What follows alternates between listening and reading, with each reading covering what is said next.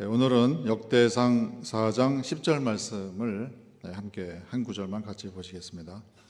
화면에 개인적으로 번역한 본문이 올라왔죠.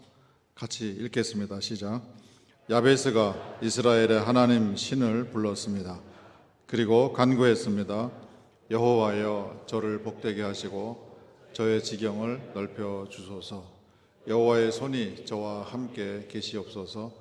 여호와께서 저를 환난에서 지켜주시고 저에게 근심이 없게 하옵소서. 여호와께서 그가 구하는 것을 허락하셨더라. 아멘. 야베스가 하나님을 불렀더라, 이런 제목으로 말씀을 나누려고 합니다. 이 본문은 야베스의 기도로 잘 알려져 있는 그런 본문입니다. 우리가 야베스의 기도 책을 읽어보신 분들도 계실 텐데요, 야베스의 기도를 언급할 때에는 저의 지경을 넓혀 주소서, 그 기도를 여호와께서 허락하셨다, 들어주셨다, 이 부분에 대해서 우리가 관심을 가지고 기억을 합니다. 물론 그 부분도 소중한 내용이긴 합니다. 그러나 이 야베스의 기도의 가장 중요한 부분은 그 부분이 아닙니다.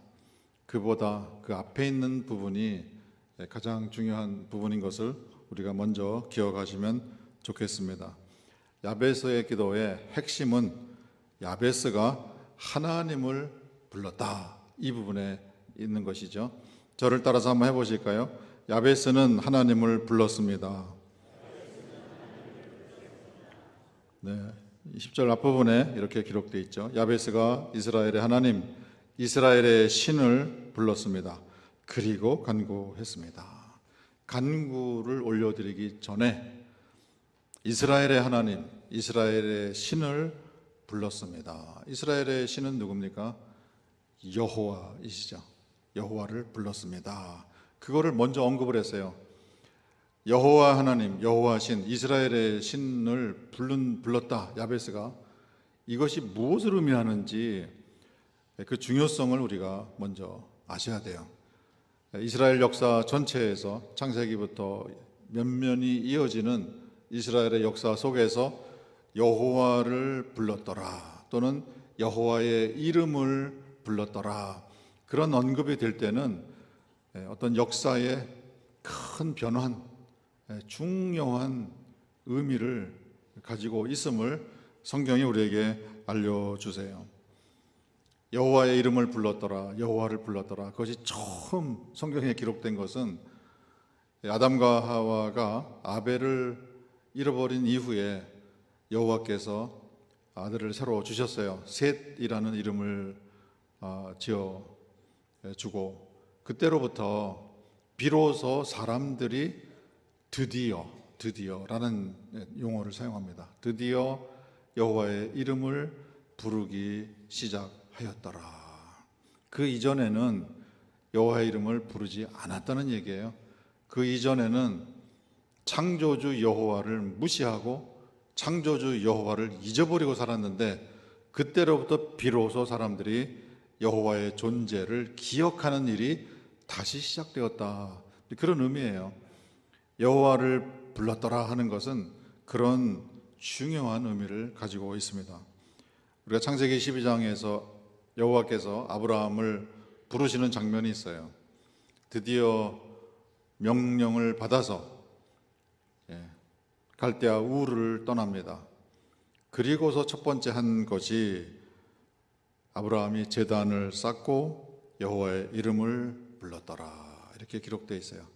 새로운 믿음의 여정을 시작하는 그 문턱에서 제단을 쌓고 여호와를 불렀더라. 그것은 이제 여호와 하나님과 여호와 신과 동행하는 삶으로 들어갑니다. 믿음의 여정으로 들어갑니다. 그 문턱에서 행하는 가장 중요한 모습, 보여준 모습이 제단을 쌓고 여호와의 이름을 부른 것이에요. 야베스가 그런 일을 한 거예요. 야베스는 이 족보의 한가운데에 기록되어 있어요. 누가 낳고 누가 태어나고 누가 죽고 누가 낳고 계속 족보는 그렇게 진행되는데, 야베스에게만 와서 이 사람은 이스라엘의 하나님을, 이스라엘의 신을, 여호와를 불렀더라. 이 내용이 언급되는 거예요. 이것은 어마어마하게 중요한 내용이에요. 그 시대에 모든 사람이 여호와를 부르질 않은 거예요. 이스라엘의 하나님, 이스라엘의 신을 잊어버리고 산 거예요. 영적으로 어둠의 시대에 야베스라는 분이 한 분만 여호와의 이름을, 여호와를 부르는 그런 존재였다. 캄캄한 영으로 어두운 시대에 이분만이 하늘의 새벽별처럼 빛나는 그런 모습을 보였다. 마치 노아의 시대에 모든 사람의 행위가 여호와 보시기에 악하더라. 그런 시대에 노아 한 분만 하나님과 동행하더라. 그런 언급이 있는 것처럼 그 시대 전체가 어두운데 이 한 분만 여호와의 이름을 부르는, 여호와를 부르는 그런 분이었다는 것을 우리에게 알려주십니다. 이 부분이 우리 성도님들의 기억에 남게 되기를 바랍니다. 여호와를 불렀다 하는 것은 크게 두 가지 의미가 있어요. 하나는 하나님을 찾았다. 어디 계시는가? 하나님을 늘 찾는 그런 분이었다라는 거예요. 시편 53편에 보면은 하나님이 하늘에서 인생을 굽어 살피사 지각이 있는 사람과 하나님을 찾는 사람이 있는가 보셨습니다. 이렇게 기록하고 있어요. 지각이 있는 사람, 그거는 하나님을 찾는 사람과 동의어가 됩니다. 지각이 있는 사람이 하나님을 찾는 사람이고요. 하나님을 찾는 사람은 지각이 있는 사람이다. 지각이 있는 사람이다라는 것은 쉽게 말씀드리면은 제정신으로 사는 사람이다. 이렇게 됩니다. 다들 제정신이 아닌 상태로 살아가는 그런 세상에서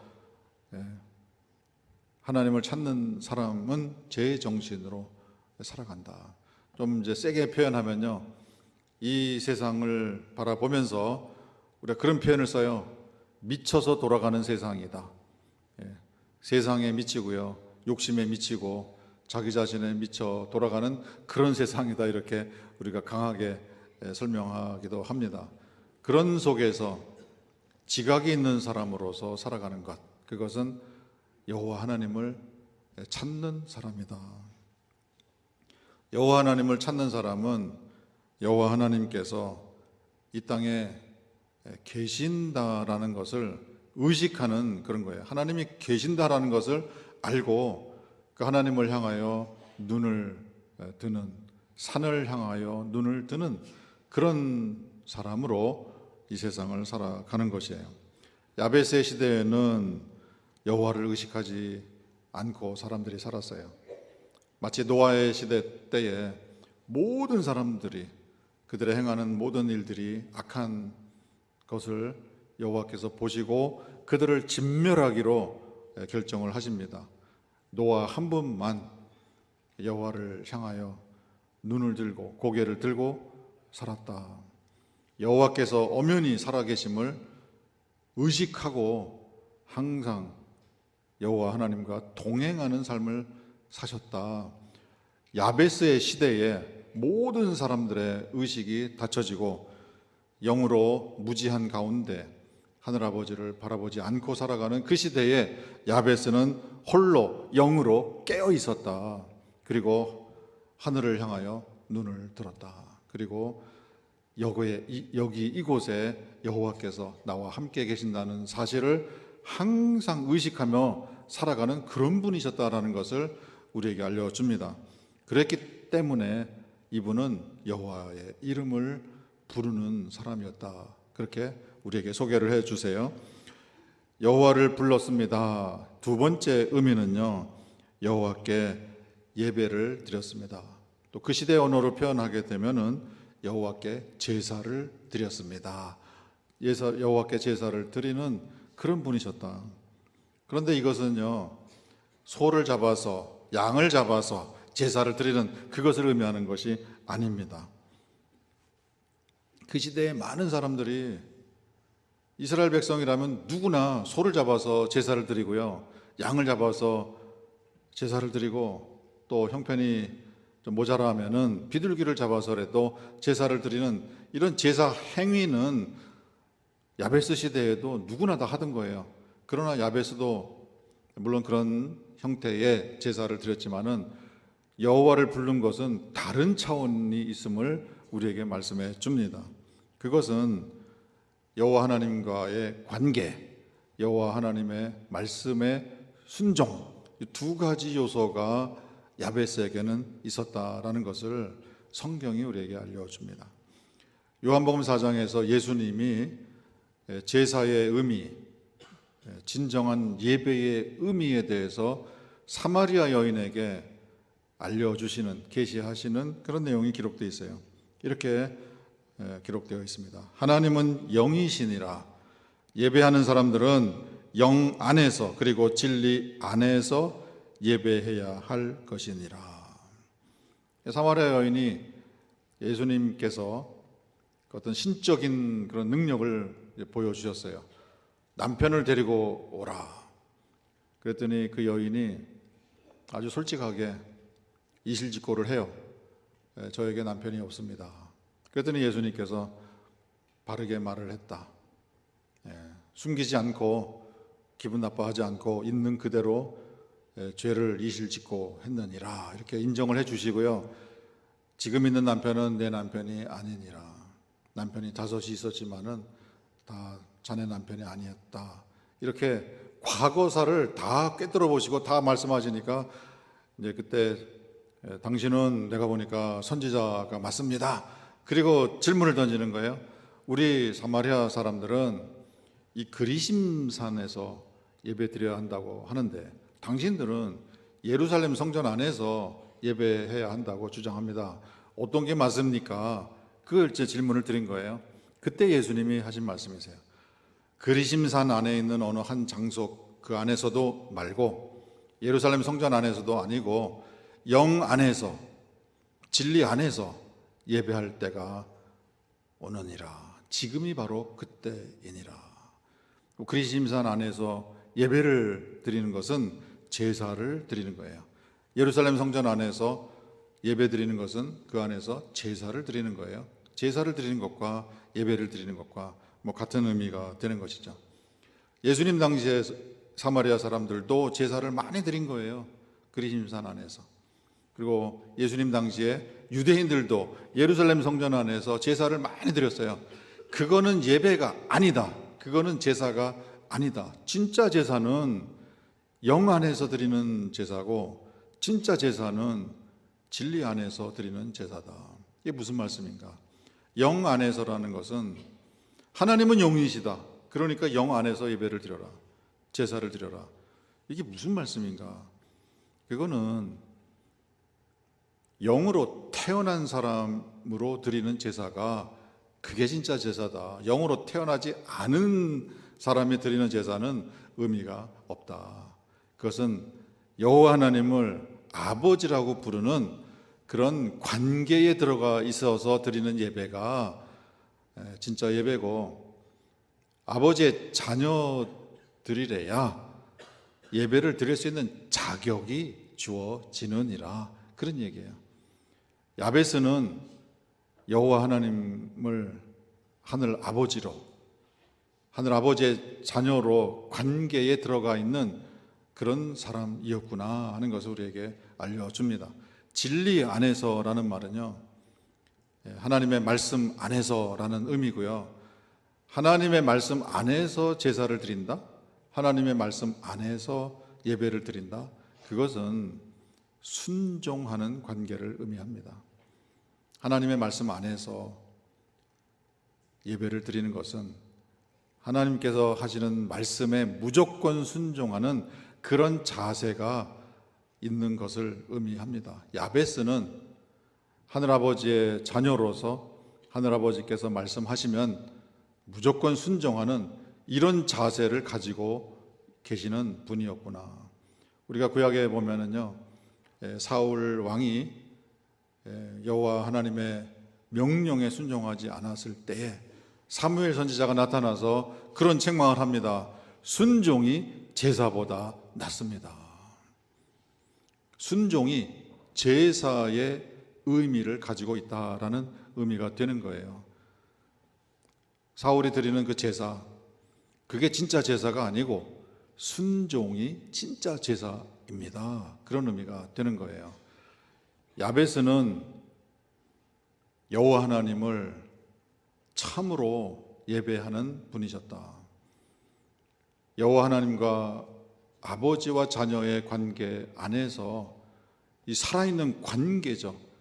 그리고 아버지께서 하시는 말씀에는 무조건 순종하는 순종의 제사, 소와 양으로 드리는 제사가 아니라 순종으로 드리는 제사, 순종으로 드리는 예배, 그것을 이분에게는 이분은 그것을 가지고 있었구나. 진짜 제사, 참 제사를 드리는 그런 분이셨구나 하는 것을 우리에게 알려주세요. 이분이 여호와를 불렀습니다 하는 것은 그런 의미를 담고 있는 거예요. 아무도 여호와를 의식하지 않아요. 소나 양으로 여호와 하나님께 제사는 드린다 하더라도 그들 속에 아버지와의 진짜 관계가 존재하지 않고 아버지의 말씀에 순종하지 않는 그런 시대에 야베스는 여호와의 이름을 불렀습니다. 영으로 캄캄한 시대에 홀로 영으로 깨어서 산을 향하여 눈을 뜨는 그런 분이셨어요. 그리고 아버지를 아버지로 섬기고 아버지의 말씀에는 무조건 순종하는 순종의 제사를 올려드리는 그런 분이셨어요. 이런 분이기 때문에 감히 은혜의 보좌 앞에 들어가서 온 우주를 창조하신 여호와 하나님 앞에 간구를 드릴 수 있는 자격, 특권, 그런 권한을 그에게 여호와께서 주신 것이에요. 우리 세움교회 성도님들은 이 시대에 여호와를 부르시는 성도님들 되시기를 바랍니다. 예수님께서 그런 말씀을 주셨잖아요. 인자가 그 사람의 아들이 다시 올 때 내가 이 세상에서 믿음을 보겠느냐.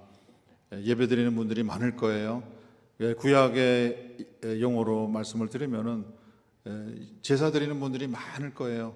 그러나 그런 행위는 참된 믿음이 아니다.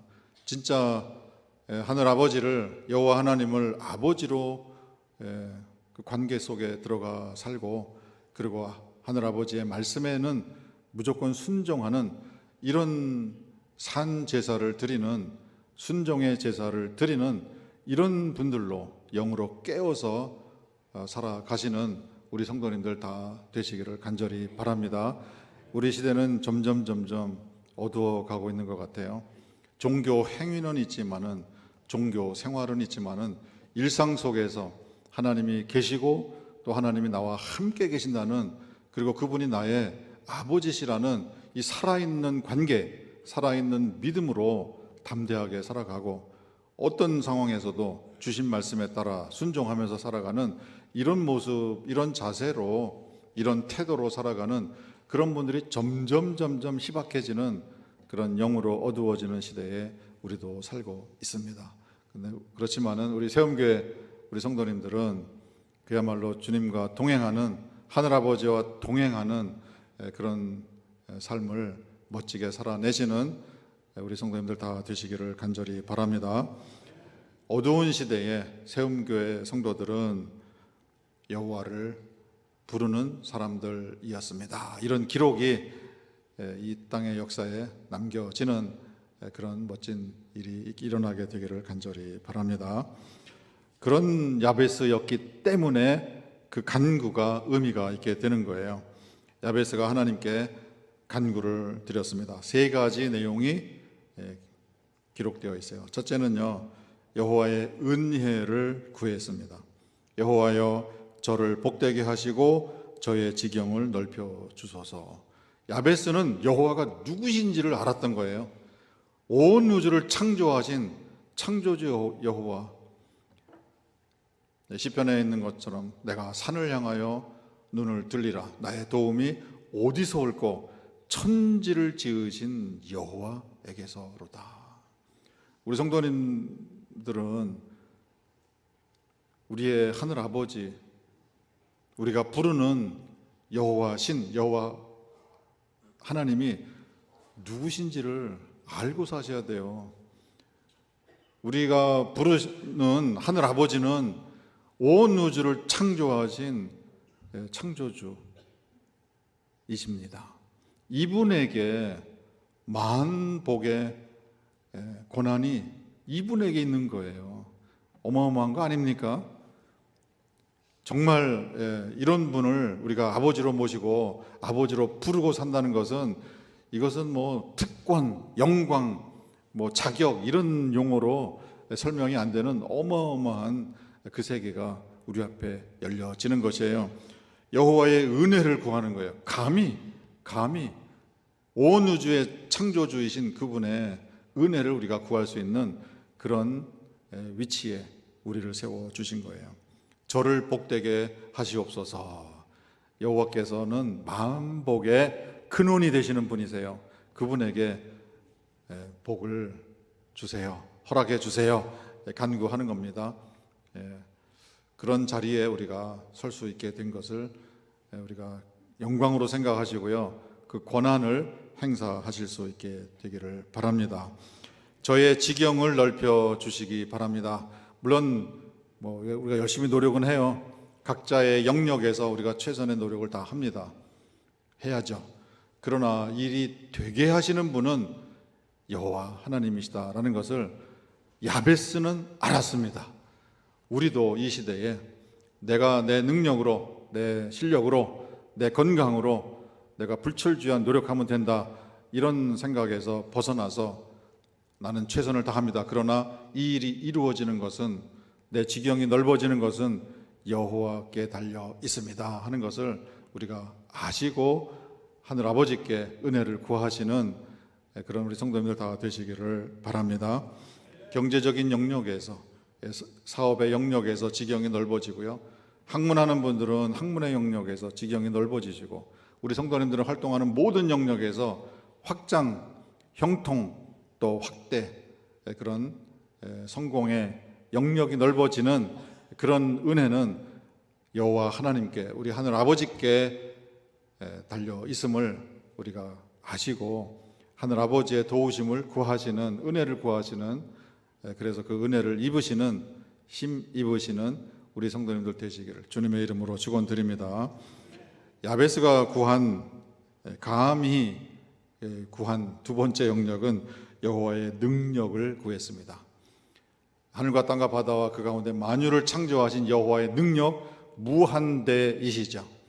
우리의 상상을 초월하는 그런 능력을 우리 아버지가 갖고 계세요. 여호와의 손이 저와 함께 계시옵소서. 어떻게 이런 어마무시한 간구를 하실 수 있을까? 이 간구의 의미를 우리가 아신다면요, 그리고 우리도 이런 간구를 드릴 수 있는 위치에 있다라는 것을 아시면은 우리가 평생 이 간구를 입에 달고 우리 가슴에 새겨놓고 우리가 살 수 있으면 그거는 무한 영광이지요. 여호와의 손이 저와 함께 계시옵소서. 자녀의 입장에서 온 우주를 창조하신 창조주 여호와의 능력을 우리가 감히 구하는 그런 위치에 있다라는 것을 우리가 잊지 마시기를 바랍니다. 우리는 그런 존재로 지금 여기에 있는 거예요. 야베스의 기도, 간구의 세 번째 내용은 여호와의 보호를 구했습니다. 여호와께서 저를 환난에서 지켜주시고 저에게 근심이 없게 하옵소서. 이 내용은요, 다윗의 고백과 똑같은 내용입니다. 여기 환난으로 번역된 이 단어는 해로 번역을 할 수가 있습니다. 제가 사망의 음침한 골짜기로 다닐지라도 저는 해를 두려워하지 않습니다. 이 환난을 두려워하지 않습니다. 왜? 여호와께서 저와 함께 계시기 때문입니다. 그 고백과 같은 내용이에요. 환난으로부터, 어떠한 해로부터, 어떠한 사단의 공격으로부터 우리가 살면서 우리가 겪게 되는 예상치 않았던 그런 힘들고 어려운 일들로부터 저를 지켜주시기 원합니다. 그리고 그 속에서 요셉이 그랬던 것처럼 항상 평안을 누리는 그런 사람으로 있게 하여 주시옵소서. 그 모든 것의 근원은 여호와께서 저와 함께 하시는 그 일로 말미암아 어떤 상황에서도 평안을 누리는 사람이 되게 해 주시기 바랍니다. 아버지께서 약속하신 대로 저를 지켜주시기 원합니다. 이런 간구를 야베스가 올려드린 거예요. 이 모든 간구를 드릴 수 있는 그 근원은 야베스는 여호와를 부르는 사람이었다. 영으로 깨어있는 사람이었고 여호와께서 만유를 다스리시고 여호와께서 자녀들의 삶에 함께 계시는 분이시라는 그 깨우침 속에서 이런 간구를 올려드린 것이에요. 우리 성도님들 이 간구를 입에 달고 사시면 참 좋을 것 같아요. 하늘아버지 은혜를 구합니다. 은혜를 주시기 원합니다. 하늘아버지 저에게 능력으로 함께 하시기 원합니다.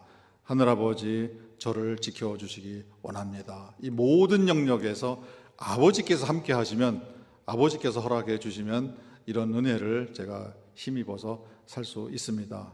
저에게 그런 약속을 주셨으니까 저는 하늘아버지의 사랑하시는 자녀이니까 제가 감히 이런 간구를 올려드립니다. 그런 당당함으로, 그런 담대함으로, 그런 자신감으로 우리는 충분히 그런 자격이 있다라는 그런 확신으로 이런 기도를, 간구를 올려드리시기를 바랍니다. 올려드려야 합니다. 그러면은 아버지께서 어떻게 반응하실까요? 기도를 들으실까요? 안 들으실까요? 의심하지 마시기 바랍니다. 야베스에게 여호와께서 그의 간구를 다 허락해 주셨습니다. 여호와께서 그가 구하는 것을 허락하셨더라. 시편 53편의 말씀처럼 하나님을 찾는 자를 하나님도 지금 찾고 계시는 거예요. 그런 사람이 있으면 독생자를 아낌없이 우리를 위해서 내어주신 그 하늘 아버지께서 그 간구하는 것을 들어주시지 않겠느냐라고 말씀하셨습니다. 그 말씀 믿으십니까? 정말로 믿으십니까? 우리 하늘 아버지는 온 우주를 창조하신 창조주세요. 사랑과 능력이, 자비와 긍휼이 무한하신 분이세요. 그분과 아버지와 자녀의 관계로 들어가 있는 한 우리는 아버지의 이름을 부르는 사람이고, 이런 약속의 말씀은 저와 우리 성도님들의 삶에 임하는 그런 기적과 신비의 체험이 우리에게 있을 것으로 확신합니다.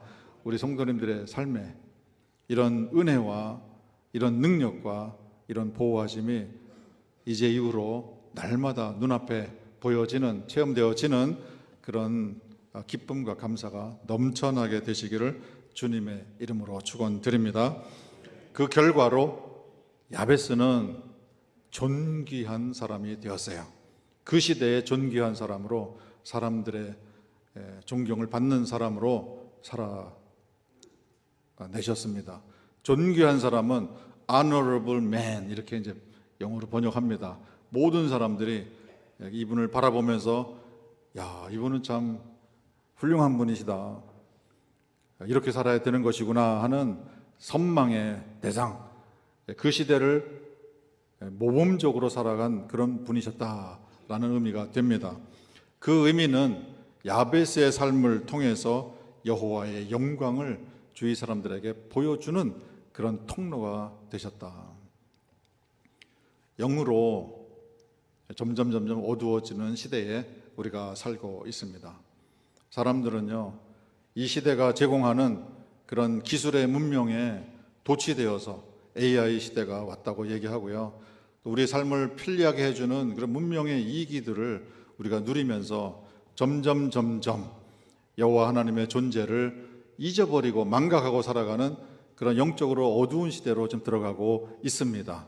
우리 세움교회 성도님들은 영으로 깨어나셔서 산을 향하여 눈을 드는, 하늘을 향하여 눈을 뜨는 여호와 하늘 아버지를 향하여 눈을 들고 사시는 우리 성도님들 되시고요, 그리고 우리 삶의 모든 영역에서 주권을 가지고 계시는 온 우주의 창조주이신 여호와의 은혜와 그분의 능력과 그분의 보호하심을 우리가 항상 구하면서 또 의지하면서 살아가셔서 여호와께서 허락해 주시는 그 기적의 세계, 그런 신비의 세계를 체험하면서 우리 성도님들 한 분 한 분의 삶을 통해서 여호와께서 살아 계심을 세상에 보여주시는 영광의 통로로 이 땅을 살아가시는 우리 세움교회 모든 성도님들 되시기를 주님의 이름으로 진심으로 축원드립니다.